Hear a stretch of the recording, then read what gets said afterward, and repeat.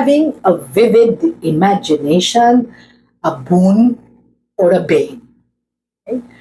Well, if you talk to followers of The Secret, they say that visualization is the most powerful tool, to actualize everything that you dream about.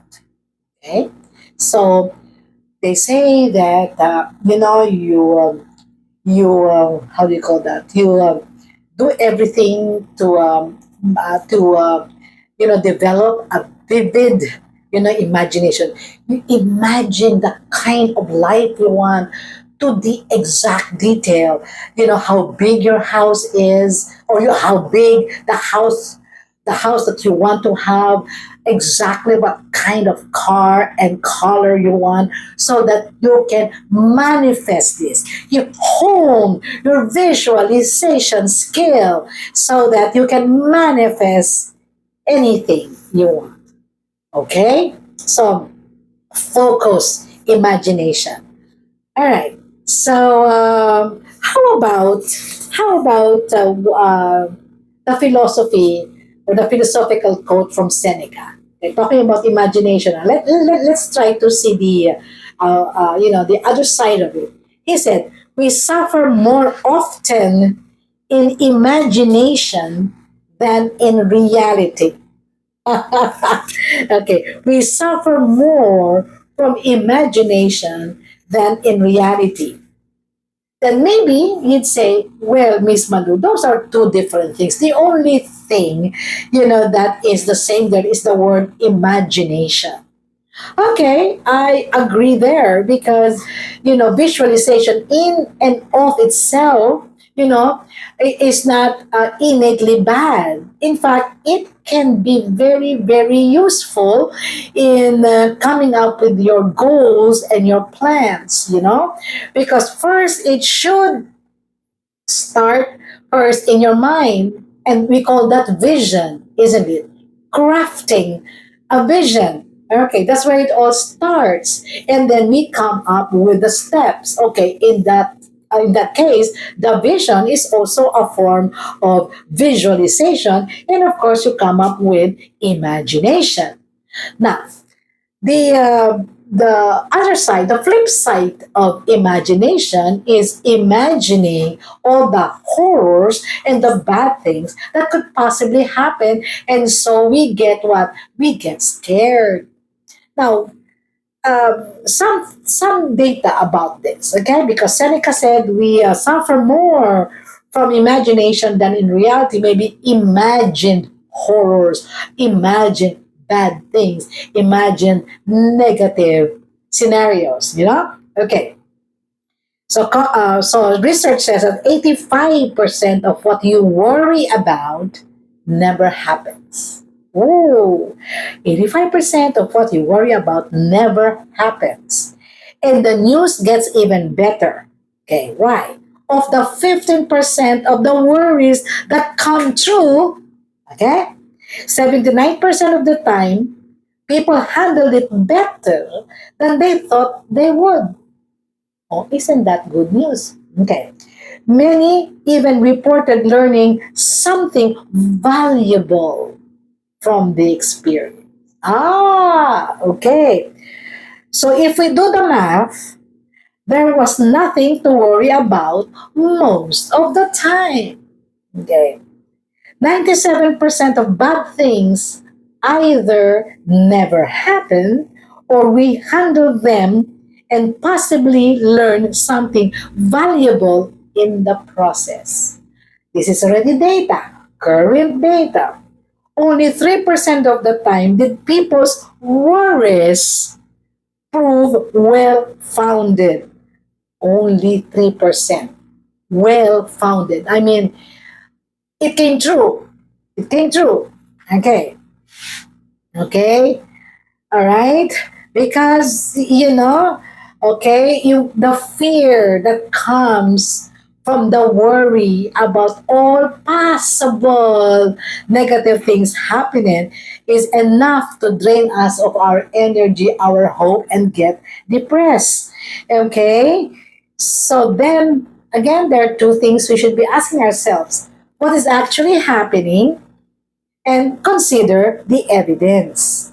Then we refocus on what is happening in the present versus your fears about the future.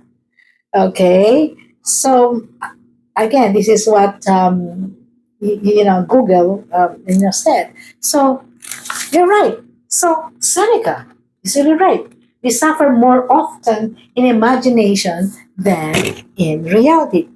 Okay, even only 3% of what we fear is gonna happen is well founded.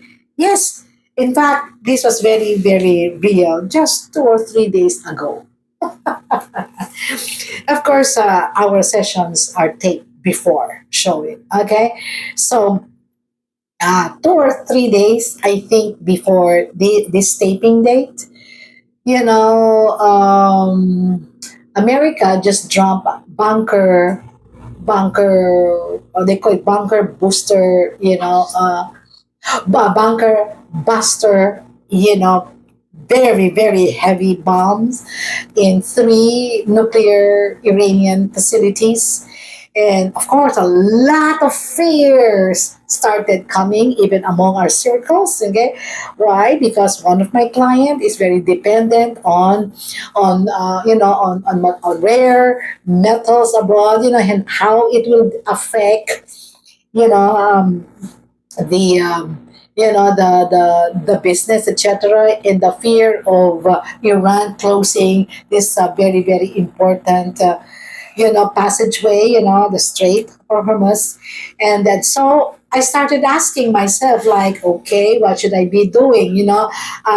Next year, will I downgrade my plans? What if, because three of our biggest clients, are have three of our biggest clients, their businesses are really affected by supply chain issues, by importation issues, by the price of nickel and silver and gold, and etc., etc., etc. Okay, but then again, I told myself, okay, it's just the beginning.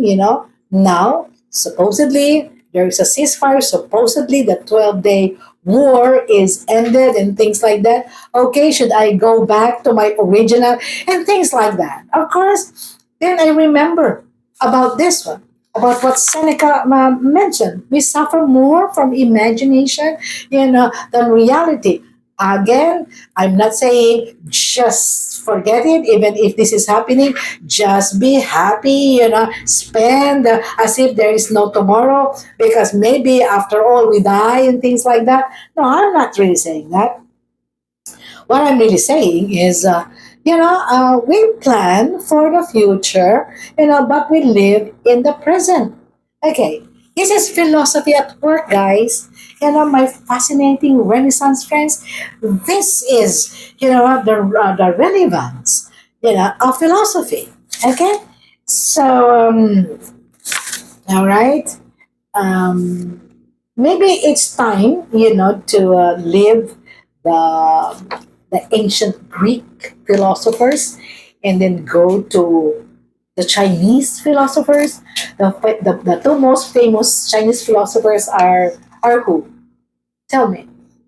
Confucius? If you say Confucius and Lao Tzu, you're correct. Okay. So let's learn from the philosophy of Confucius. Okay, so many, many things, about what he said, but I'd like just to focus on this. He said, the man who moves a mountain begins by carrying small stones. Okay?